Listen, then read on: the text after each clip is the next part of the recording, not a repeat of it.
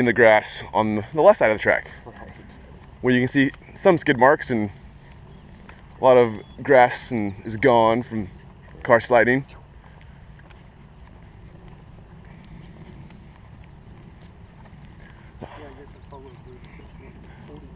I want to say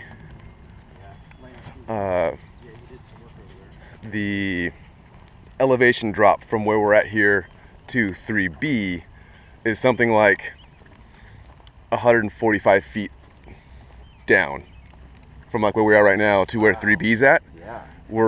It's a 10-story building that we're gonna get ready to walk down, or a 13-story building or something like that. And of course, you're trying to accelerate. Like this was my favorite part in my so in my E30s. It was like an ITA car, so you know, 120 horsepower. This was awesome because it's downhill, it's straight, so it felt like the car actually had horsepower. Yeah.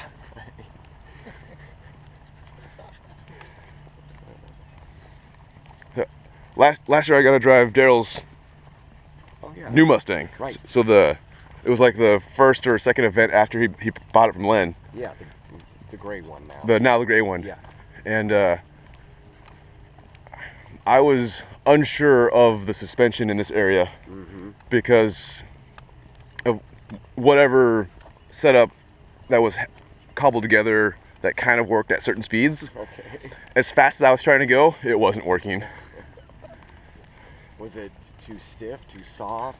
Too soft. Too soft, yeah. Yeah. And as you can see, the left side of the track's not as steep as the right side of the track. Yeah. So if you're trying to maybe force a 3 wide for some reason because of 2 really slow cars, your braking is steeper than their braking, so it's going to be even harder to pass them. You're right, I do see that.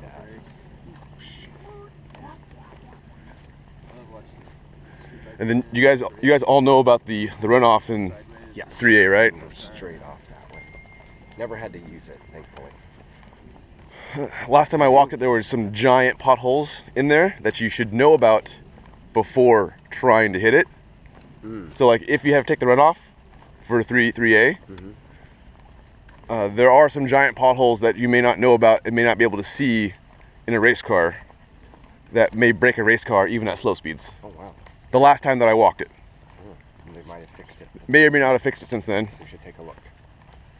So when did this part get paved? 3, 4 years ago. Oh, 3 or 4 years ago, okay. So coming into this corner, if you're by yourself, do you run the school line, or do you just whatever the car likes? So, entering the turn, I'm pretty traditional on track left. Okay. And then in my mind, it's a super late apex. Yeah. So I'm like all the way track left on turn in. I'm way outside, which is trail braking it around through there. Yeah. Yeah. But a car that's really loose won't like that. Yeah. Because of how much you load in the front end with the camber and the braking. Yeah. It just, your car's like, why is my car so loose here? I mean, that one was blown apart, but I'm just curious if it's, you know, is the grease. Yeah, for me, it didn't really matter where I was in here. Just, it was comfortable wherever I was at. I actually didn't feel as comfortable way out there. I would rather be, you know, mid-track to, you know, bottom feeding it actually as I'm trail braking around in there to get it wound up. From here, it kind of looks like the very outside has less camber to help you. Correct. Yeah, there were a couple of guys down in here yesterday at the beginning. You're right, that's a pretty good drop right here. And we still have that drop to left. Go all the way down to there. Oh Yeah. my gosh. And the turn station on the hillside.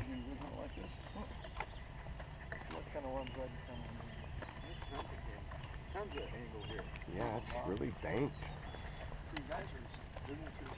This is a pretty good high G-forced area too, isn't it? Yeah, and the General Leaf last year's went up there. Yeah, right there. I remember that. Right up, and pointed down, didn't hit any of the big trees, but they got stuck coming down the hill. Well, he also went off up in whatever it's 5 and 6. I'll show you guys that when we get there because I was right behind him and he just freaking drove her straight up the embankment. Oh. So there used to be a bunch of potholes on the So right here? not right here where you can see. Oh. Over the crest is where the big potholes used to be. I gotcha. So we can see up When we get around. when we come back. Side. Yeah. Okay. And kind of turned down. Yeah. So every once in a while I'd hit these. In I the, tried to stay off of them. in the dry they'll be okay. Like in the dry they're reasonable. Well, even in the dry, I didn't like going across them because I could Feel the Yeah. difference. Down there especially. Yeah, I just tried to stay clear of these or shoot across them, not glide on it. In the wet they are slippery. Yeah. It didn't seem to bother the car too much here. It was right at that big patch. Right At the very exit as you're trying to accelerate down the hill. Yeah. They would have thrown some sand on that or something, you know? Guess it wouldn't stay.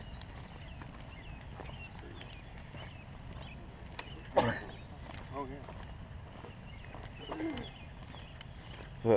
That's one thing I remember before they repaved 3B. Yeah. Is how chewed up the asphalt was. Oh yeah. Was basically because of how hard people are just anchoring the brakes and just throwing the car to the side. It looked like it was gravel. Looked like you poured basically tar over like gravel. Mm-hmm. Is what that looked like before because of how chewed up it was just from tires. Going crazy trying. Let's give a little dippity do Don, Dean. Yeah, I was just looking at the ground around here before they paved it. So your line through here, more traditional, the Yeah. school line, and Yeah, I don't. Timing wise for me, I never make it all the way back track right. okay. In my mind, if I do that, I'm pointed to the right for a left-hander. Right. So when I get to the turning point, the worst I want to be is pointing straight ahead. Yeah. If I was in traffic, I could put it in third gear and just accelerate like the son of a bitch out of the corner. So Joe, where are you at through here? Oh, so you know, I basically speed right in in the middle part of it, and I kind of as I'm accelerating down here, try to hug over a little bit, but more enter like mid track right here. Yeah, and then just slow it down. I figured out because we have a solo lap timer on it, and it'll tell us are you faster or you're slower to this section. So I would move around and I was over driving it because I'd be coming out and it'd be pushing, and then I decided, well, let's try something else. So I actually slowed down even more, and then I was like, oh, I gained 2 or 3 tenths just by slowing down and not trying to push through the corner and out of it. And then if I slowed it down good enough, then I could get the car pointed a little bit straighter and shoot up down the back. I had more speed getting out of there. But if I tried to fight it, then it was, You're understeering, and the car's just not accelerating. yeah. So, and sometimes going slower, you're actually faster. In my eyes. Oh yeah, I mean, going slower at the right time Right. to go faster through the rest of the corner and the exit. Yes. That's where you win.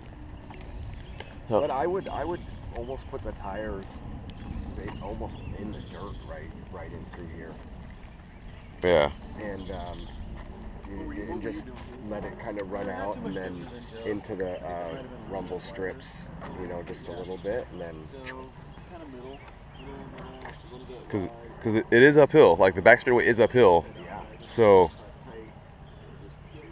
any benefit of overslowing entry is a tiny bit to accelerate out of the corner 1 mile an hour faster, it's heightened because it's uphill. Right. So is this? It almost looks like it's considered a late apex right here. Now that I'm looking at it, or not? I mean, the turn is sharper than 180. Right. So it would depend on how you try to attack a 180 turn or a sharper than 180 turn. Right. But it's one of the slowest turns that anybody races on, and you know it's 33, 34 miles an hour is your slow speed in this corner. Right. Because you just can't go any faster. And you don't really want to because it doesn't benefit you. Because if you go a little bit too fast in the middle part of the corner, you just end up in this gravel on the right side. Because Or crossing the rumble strips out there or whatever. and grass does not accelerate as fast as asphalt. It surely does not.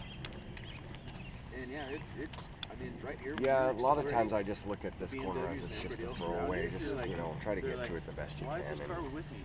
Right. You know. if you can get out of it, okay, then. Unless, like, say you're in 4. Yeah. Well, yeah. But I always knew But when let's I say if got a you're really 4, good run, because by the time we get to 5, we have Yeah, like say a third gear when you're our pulling engine those guys tuner around. program to check engine light for a certain RPM that, you know, we're supposed Yeah. to shift at. And if I got all the way down to the end here before going into the 5A6 complex, Finally racing. if the check engine light came on, then I knew I had a good run coming out of here. That's a nice thing. I've never heard anyone program their ECU to turn the check engine light on for the like shift light. Yeah. That's pretty cool. Yeah. Okay, well, So he's got it the way he programmed it. You know, obviously we set it for a rev limit, Yeah. and then about 500 to 800 RPMs below that is when the shift light comes on. So that way we know, okay, Yeah. that's enough. Go ahead and, you know, pull Yeah. it here. over a little bit and shoot up, but I was definitely more straight than making corners. So that's pretty awesome. Yeah. Yeah. Well, after a little while, I started to figure this During my shit out. track walks, I also usually ask 3 questions. Oh. Since really only have one of you mic'd up. I can share my mic. I bet you can. So the first question is usually, as a mic drop happened, Sorry about that. is your first memory of motorsport? Like as a kid, as a teenager, as a midlife crisis, like what was your first memory of motorsport? All right, I'll go first. It's Joe. So my dad, when I was a kid, I grew up in Spokane, and we used to go out to the drag races all the time.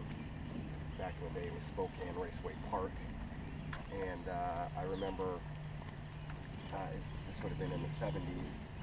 My mom had a I don't know, like a '69 Chevelle or something like that, and just the lap belt, and I was probably, I don't know, 5, 6, 7 years old, and I had the lap belt on, and we were going down the drag strip, making the drag strip run.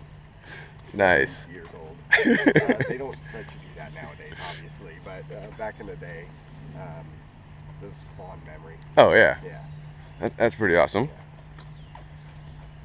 Yeah, my first memory is just the weekends with my dad going dirt biking. We'd load up the bikes and spend all day ripping around out in the woods. Nice. We did that for many years, all the way through high school even. Very awesome.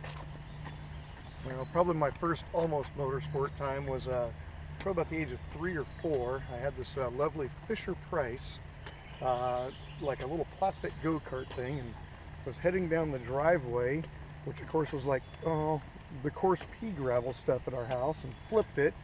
Came in the house with my forehead full of gravel and stuff, and then I took him to the doctor and bandaged up, and when I got home, I wanted to do it again, and my grandma looks at my mom and says, "That kid's gonna be hell on wheels." That's pretty awesome right there. Donna, you got a fond racing memory? Oh, talk about No, your first date with your husband. Motorsport, car stuff, anything? Okay, so my first date with my husband, we took him to, South Sound?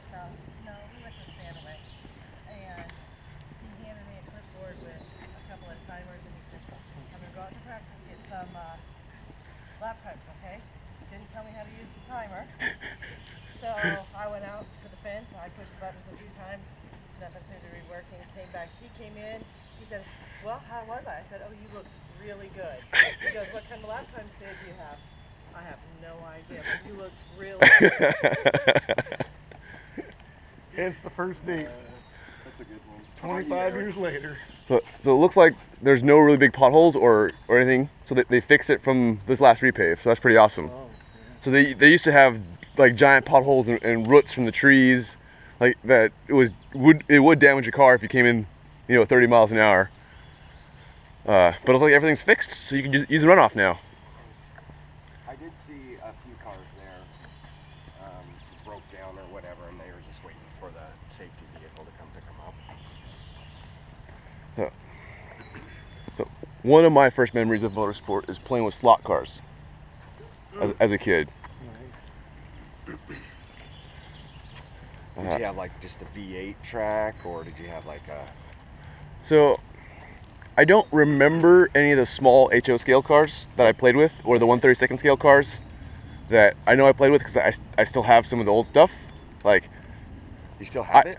yeah, I have like some of the old track. I bought some newer cars since then, but like I still have some pieces and parts of like the old original plastic 1/32 scale tracks, Yeah. plus the smaller HO scale tracks. Okay. Yeah, go ahead. My actual first memories of motorsport stuff is playing with the 1/24 scale slot cars. My mom basically used the local track as a babysitter for me. So, as a fourth grader, there was a slot car track a block from my grade school. So I would, my basically weekly allowance, I would use in track time at the track, and then I would go home, and that's like a cheap babysitter. Yeah. So your track, is it permanently set up, or? No. No. Oh, okay. All my 1/24 scales in like a fishing tackle box. Okay. Like the cars, Yeah. spare parts, that kind of stuff. This is a fishing tackle box. Okay. The smaller stuff, it's packed away in the attic somewhere, like labeled slot car stuff or Yeah. cars, something. Okay. So this section of the track, are you guys normally all the way track left and try to straight line the braking zone as you go up the hill?